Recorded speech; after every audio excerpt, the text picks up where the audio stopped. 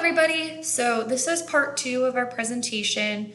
I wanted to break it up into 2 separate parts so that the first video wasn't super long and so that you could also chunk up your work a little bit if you needed to work on other subjects throughout the day. So I left you off with this question in the first presentation, which is, what do you know or what can you guess about Puritan literature? If you need another moment to think about this question, you can go ahead and pause the video, write down a few things, or just think in your head of what you can guess about Puritan literature and the qualities of Puritan literature. If you feel like you already have a good idea about it, you can just continue on with the video.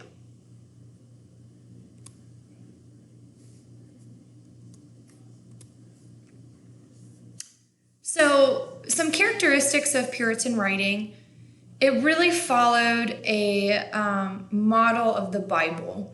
So they really connected biblical events to their own lives and told stories about their own salvation or their journey in growing closer to God. Because remember, at this time, their religion and God was at the center of everything. So even their writing reflected their journey through religion or their journey in their connectedness to God. They also used writing to really explore different areas of God's work in their lives and to figure out different ways that God was working through either themselves or the people around them. Again, completely based on their personal religion and the Puritan religion, but they really placed a big emphasis on God in literature and in all aspects of their lives. A lot of times Puritan works were diaries or histories. They kept track of their own lives or other people's lives because, again, they were going through this journey of religion. So they like to tell events from their communities or from their own personal lives. And their writing didn't include a lot of engaging detail. They tried to make it very simple, easy to read, so that other people could experience what they were experiencing at the time period as well.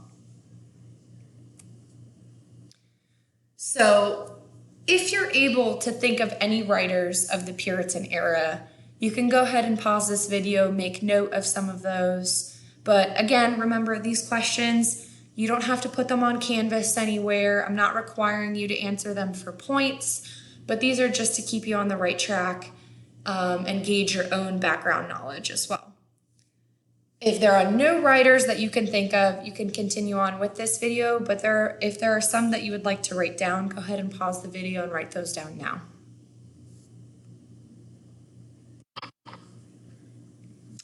So in the first presentation, I had briefly mentioned William Bradford. Remember, he brought that small group of Puritans over from Britain to the New World. And William Bradford actually wrote something that we're going to be reading, which is Of Plymouth Plantation. So in this, he describes the difficulties of the journey to America. But again, this is reaffirming his belief in God and the Puritan overall faith and perseverance in their religion and in their community.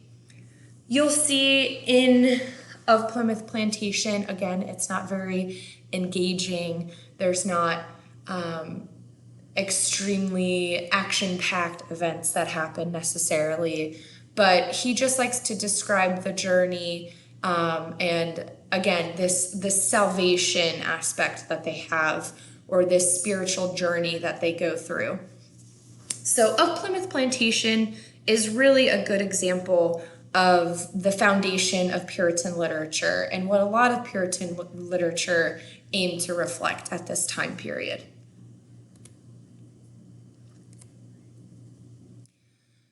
Jonathan Edwards is another Puritan author. He was actually one, though, that helped bring about the Great Awakening, which increased a lot of people's ideas and faith in religion and people to be excited about religion and really want to know more about it. He did cause these mass hysteria type sermons where people so-called felt this great spirit enter them. They felt God in their life, and people ended acting a little bit hysterical during these sermons. You might have learned about Jonathan Edwards in your history classes. And he was also very bold. So he's a little bit different than William Bradford in the fact that he was okay with being this really bold member of society. He was very strict, and he did think of a lot of people as sinners at the time. So his version of Puritan religion was definitely a little bit more strict and a little bit more harsh as well. But this is another perspective. Again, like I said, we are going to be learning about many different perspectives, especially during the early American timeline. And Jonathan Edwards definitely provides a different perspective on the Puritan religion and Puritan way of life than someone like William Bradford. And then we have Anne Bradstreet. She's another person who came from England, and she was very prominent in the area of Massachusetts. Her work is a lot more gentle and peaceful. She still, again, explores religion and her own personal relationship with God, but she also explores relationships with the people around her. She explores relationships with her husband, her family members, and this was something very different from the time because people were not supposed to share the details of their relationship, especially between a husband and a wife. That was supposed to be something that was kept between them and God so that it did not reflect or it did not distract from the relationship with God. So she broke the norms by going into detail of her relationships with her husband or relationships with family members and friends. Because again, you were really supposed to focus on God and your religion. So she was someone who, again, provides a different perspective in Puritan literature. She doesn't necessarily follow with William Bradstreet, but she provides her own insight and she provides her own storyline.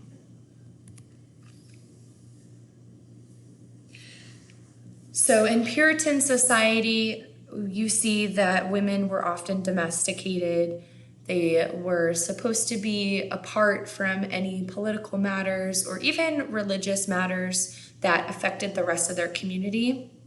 And Anne was visibly bothered by this. And you can really see this in her writing at the time. She didn't believe that women needed to be as domesticated as they were. She was really one of the first people, especially during this time period, to believe that women did have a place in literature and in education and should be able to express themselves in a different way. So that's the end of our slideshow for this. Thank you guys for watching. And then after this slideshow, you actually should be able to complete our next assignment. There are directions for that in Canvas, but you are essentially going to be reading an article about Puritan life. And with your knowledge of that article and with these presentations, you will be creating a summary of Puritan life, and then you will be creating an advertisement acting as if you are Puritan and trying to get British people to come over to America because your goal is to make them think that Puritan life is the best way to live. So although there are some boring aspects to Puritan religion and the Puritan ways of life, you're supposed to make it seem like it's really exciting, it's the best thing ever, and everybody from Britain should come over to America and experience this.